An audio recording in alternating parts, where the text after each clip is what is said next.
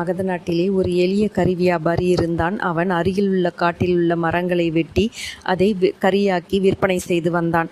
அவன் பக்திமான், மிகுந்த பொறுமைசாலி. அந்த நாட்டு அரசர் அந்த கறி வியாபாரியை அழைக்கிறார். அழைத்து அவர் ஒரு காட்டை அவனுக்கு சொந்தமாக கொடுக்கிறார். அது சந்தன மரக்காடு. அதன் அருமை அவனுக்கு தெரியவில்லை. அவன் தினமும் அந்த மரங்களை வெட்டி அதை கறியாக்கி வழக்கம் போல ₹1 விற்று வந்தான். ஒரு நாள் அரசர் அங்கு விஜயம் செய்கிறார். அப்போது அவன் பெரிய பணக்காரனாகி இருப்பான் என்று நினைக்கிறார். ஆனால் அவன் அதே பழைய குடிசையில் இருக்கிறான். அவனிடம், என்னப்பா செய்தாய் சந்தன மரங்களை என்று கேட்கிறார். எல்லா மரங்களையும் நான் வெட்டி கறியாக்கி வழக்கம் போல ₹1 விற்று ஜீவனம் செய்து வருகிறேன் என்றான். ஆனால் ஒரே ஒரு மரம் மட்டும் மிச்சம் இருக்கிறது என்றான். அந்த அரசர், ஏழை ஆத்மாவே, அவை யாவும் சந்தன மரங்கள், சாதாரண மரங்கள் அல்ல. இப்பொழுது மிச்சம் இருக்கும் ஒரு மரத்தை கொண்டு போய் அதை விற்று வா என்றார். அதை விற்றபோது அவனுக்கு ₹10,000 கிடைத்தது.